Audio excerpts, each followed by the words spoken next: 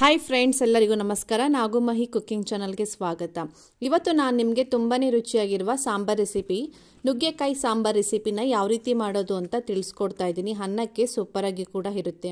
So late ಮಾಡ್ದೇನೆ ಈ ನುಗ್ಗೆಕಾಯಿ ಸಾಂಬಾರನ್ನ ಯಾವ ರೀತಿ ಮಾಡೋದು ಅಂತ ನೋಡ್ಕೊಳ್ಳೋಣ.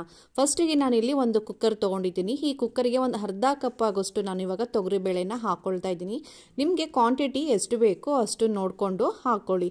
ಇವಾಗ ಈ ಬೇಳೆನ ಸ್ವಲ್ಪ ನೀರು ಹಾಕ್ಕೊಂಡು ಒಂದು 2 ರಿಂದ 3 ಬಾರಿ ಚೆನ್ನಾಗಿ ವಾಶ್ ಮಾಡ್ಕೊಳ್ಳೋಣ. ಈ ಥರ ಚೆನ್ನಾಗಿ ವಾಶ್ ಮಾಡ್ಕೊಂಡಿದ ನಂತರ ಆ ನೀರನ್ನೆಲ್ಲ ಸೋದಿಸ್ಕೊಂಡು ಇದಕ್ಕೆ ಒಂದು ಅರ್ಧ ಲೀಟ್ರ್ ಆಗೋಷ್ಟು ನಾನು ಇವಾಗ ನೀರನ್ನು ಹಾಕ್ಕೊಳ್ತಾ ಇದ್ದೀನಿ.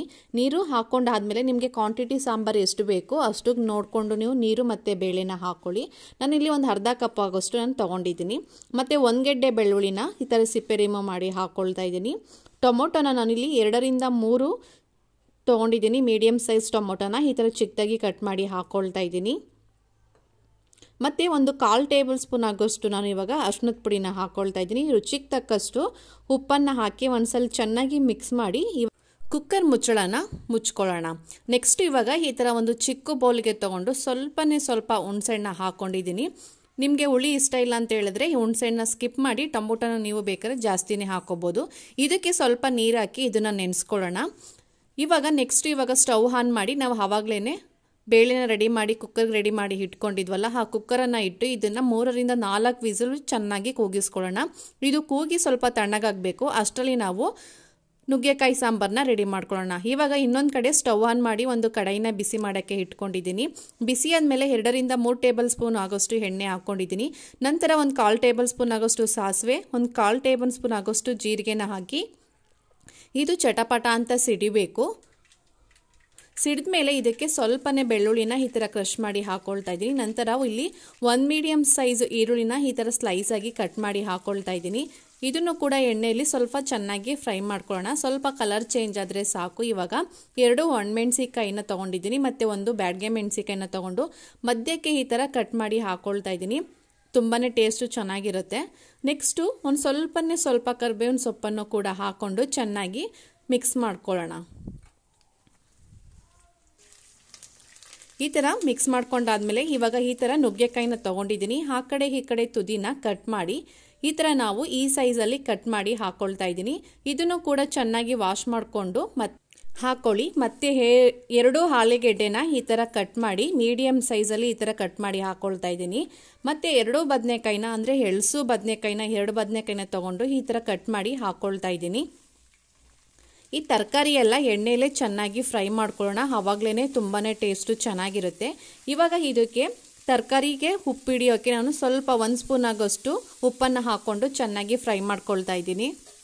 ಈ ಥರ ಫ್ರೈ ಮಾಡ್ಕೊಂಡಾದ್ಮೇಲೆ ಹೋಮ್ ಮೇಡ್ ಖಾರದ ಪುಡಿನ 2 ಟೇಬಲ್ ಸ್ಪೂನ್ ಆಗೋಷ್ಟು ನಾನು ಇವಾಗ ಹಾಕ್ಕೊಳ್ತಾ ಇದ್ದೀನಿ. ಒಂದ್ಸಲ ಈ ಥರ ಚೆನ್ನಾಗಿ ಮಿಕ್ಸ್ ಮಾಡ್ಕೊಳ್ಳೋಣ. ಈ ಥರ ಚೆನ್ನಾಗಿ ಮಿಕ್ಸ್ ಮಾಡ್ಕೊಂಡಾದ್ಮೇಲೆ ನೀರನ್ನು ಹಾಕ್ಕೊಳ್ತಾ ಇದ್ದೀನಿ. ಇದನ್ನು ಚೆನ್ನಾಗಿ ಮಿಕ್ಸ್ ಮಾಡಿ ಒಂದು ಪ್ಲೇಟನ್ನು ಮುಚ್ಚಿ ಇದನ್ನು ಒಂದು 10 ನಿಮಿಷ ಇದನ್ನು ಚೆನ್ನಾಗಿ ಬೇಯಿಸ್ಕೊಳ್ಬೇಕಾಗತ್ತೆ. ಈ ತರಕಾರಿ ಎಲ್ಲ ಚೆನ್ನಾಗಿ ಬೇಯೋಷ್ಟರಲ್ಲಿ ನಾವು ಆವಾಗಲೇ ಬೇಳೆನ ಕೂಗ್ಸೋಕ್ಕೆ ಇಟ್ಟಿದ್ವಲ್ಲ ನೋಡಿ, ವಿಸಿಲು ಕೂಡ ಹೋಗಿದೆ. ಇವಾಗ ಕುಕ್ಕರ್ ಮುಚ್ಚಳನ ತೆಗೆದು ತೋರಿಸ್ತಾ ಇದ್ದೀನಿ. ನೋಡ್ತಾ ಇರ್ಬೋದಲ್ಲ, ಬೇಳೆ ಎಲ್ಲ ತುಂಬ ಸಾಫ್ಟಾಗಿ ಕೂಡ ಬೆಂದಿದೆ. ಇದನ್ನು ಈ ಥರ ಒಂದು ಸೌಟಿನ ಸಹಾಯದಿಂದ ಈ ಥರ ನಾನು ಚೆನ್ನಾಗಿ ಮಸ್ಕೊಳ್ತಾ ಇದ್ದೀನಿ. ಇಲ್ಲಾಂದರೆ ಬೇಳೆ ಮಸಿಯೋದು ಮಂತಿರುತ್ತಲ್ಲ, ಅದರಲ್ಲೂ ಕೂಡ ನೀವು ಮಸ್ಕೋಬೋದು. ನಾನು ಸೌಟಿಂದನೇ ಈ ಥರ ಚೆನ್ನಾಗಿ ಸ್ಮ್ಯಾಶ್ ಮಾಡಿಕೊಡ್ತಾ ಇದ್ದೀನಿ. ಬೇಳೆ ಎಲ್ಲ ತುಂಬ ಸಾಫ್ಟಾಗಿ ಮಸ್ಕೋಬೇಕು. ಆವಾಗಲೇ ಸಾಂಬಾರು ತುಂಬಾ ಟೇಸ್ಟು ಚೆನ್ನಾಗಿರುತ್ತೆ. ಇದಕ್ಕೆ ಹುಣಸೆ ರಸನ ಸೇರಿಸ್ಕೊಳ್ತಾ ಇದ್ದೀನಿ. ನೋಡಿ, ಇದೆಲ್ಲ ಹುಣಸೆ ರಸ ಎಲ್ಲ ಸೇರಿಸ್ಕೊಂಡಾದ್ಮೇಲೆ ಇದನ್ನು ಚೆನ್ನಾಗಿ ಒಂದ್ಸಲಿ ಮಿಕ್ಸ್ ಮಾಡ್ಕೊಳ್ಳೋಣ. ನೋಡಿ, ಇವಾಗ 10 ನಿಮಿಷ ಆಗಿದೆ. ಇವಾಗ ನುಗ್ಗೆಕಾಯಿ ಕೂಡ ತರಕಾರಿ ಎಲ್ಲ ಚೆನ್ನಾಗಿ ಬೆಂದಿದೆ. ಈ ಥರ ನುಗ್ಗೆಕಾಯಿನ ಪ್ರೆಸ್ ಮಾಡಿದ್ರೆ ಈ ಥರ ಸಾಫ್ಟಾಗಿ ನುಗ್ಗೆಕಾಯಿ ಗೊತ್ತಾಗುತ್ತೆ ನೋಡಿ. ಇವಾಗ ಇದು ನುಗ್ಗೆಕಾಯಿ ತರಕಾರಿ ಎಲ್ಲ ಕೂಡ ಚೆನ್ನಾಗಿ ಬೆಂದಿದೆ. ಇವಾಗ ನಾವು ಬೇಳೆನ ಚೆನ್ನಾಗಿ ಸ್ಮ್ಯಾಶ್ ಮಾಡಿ ಇಟ್ಕೊಂಡಿದ್ವಲ್ಲ, ಅದನ್ನು ಕೂಡ ಇವಾಗ ಇದಕ್ಕೆ ಹಾಕ್ಕೊಳ್ತಾ ಇದ್ದೀನಿ. ಎಲ್ಲ ಹಾಕ್ಕೊಂಡಾದ್ಮೇಲೆ ಅದೇ ಕುಕ್ಕರಿಗೆ ಸ್ವಲ್ಪ ನೀರನ್ನು ಹಾಕ್ಕೊಂಡು ಇದನ್ನು ಕೂಡ ಸೇರಿಸ್ಕೊಳ್ತಾ ಇದ್ದೀನಿ. ನೀರು ಕ್ವಾಂಟಿಟಿ ನಿಮಗೆ ಸಾಂಬಾರು ಎಷ್ಟು ಬೇಕೋ ಅಷ್ಟು ನೋಡ್ಕೊಂಡು ನೀರನ್ನು ಹಾಕ್ಕೊಳ್ಳಿ. ನೋಡಿ, ಈ ಥರ ಹಾಕೊಂಡಾದ್ಮೇಲೆ ಒಂದ್ಸಲಿ ಚೆನ್ನಾಗಿ ಮಿಕ್ಸ್ ಮಾಡ್ಕೊಳ್ಳೋಣ. ನೀವು ಅನ್ನಕ್ಕೆ ಈ ಸಾಂಬಾರು ಏನಾದ್ರು ಮಾಡ್ತಾ ಇದ್ರೆ ಸ್ವಲ್ಪ ನೀರನ್ನು ಜಾಸ್ತಿನೇ ಹಾಕ್ಕೊಳ್ಳಿ. ಅನ್ನಕ್ಕೆ ತೆಳುವಾಗಿದ್ರೇ ಚೆನ್ನಾಗಿರುತ್ತೆ. ನೋಡಿ, ಒಂದು 10 ನಿಮಿಷ ಇದನ್ನು ಈ ಥರ ಕುದಿಸ್ಕೊಳ್ಳೋಣ. ಚೆನ್ನಾಗಿ ಕುದ್ದಾದ್ಮೇಲೆ ಸ್ವಲ್ಪ ಕೊತ್ತಂಬರಿ ಸೊಪ್ಪನ್ನು ಈ ಥರ ಕಟ್ ಮಾಡಿ ಹಾಕ್ಕೊಳ್ತಾ ಇದ್ದೀನಿ. ಹಾಗೆಯೇ 2ರಿಂದ 3 ಟೇಬಲ್ ಸ್ಪೂನ್ ಆಗೋಷ್ಟು ತೆಂಗಿನಕಾಯಿ ತುರಿನ ಅದನ್ನು ಕೂಡ ಈ ಥರ ತುರಿದ್ಬಿಟ್ಟು ಹಾಕ್ಕೊಳ್ತಾ ಇದ್ದೀನಿ. ಇದನ್ನೆಲ್ಲ ಹಾಕ್ಕೊಂಡಾದ್ಮೇಲೆ ಒಂದು 2ರಿಂದ 3 ನಿಮಿಷ ಇದನ್ನು ಚೆನ್ನಾಗಿ ಕುದಿಸ್ಕೊಳ್ಳೋಣ. ಇವಾಗ ಸ್ಟವ್ ಆಫ್ ಮಾಡಿ, ಇವಾಗ ಸೂಪರ್ ಆಗಿ ನುಗ್ಗೆಕಾಯಿ ಸಾಂಬಾರ್ ರೆಡಿ ಆಗಿದೆ. ಇದಂತೂ ಬಿಸಿ ಬಿಸಿ ಅನ್ನಕ್ಕೆ ಸೂಪರ್ ಆಗಿರುತ್ತೆ. ಈ ಸಿಂಪಲ್ ರೆಸಿಪಿ ಇಷ್ಟ ಆದರೆ ಒಂದು ಲೈಕ್ ಮಾಡಿ, ಶೇರ್ ಮಾಡಿ, ಕಮೆಂಟ್ ಮಾಡಿ. Thank you.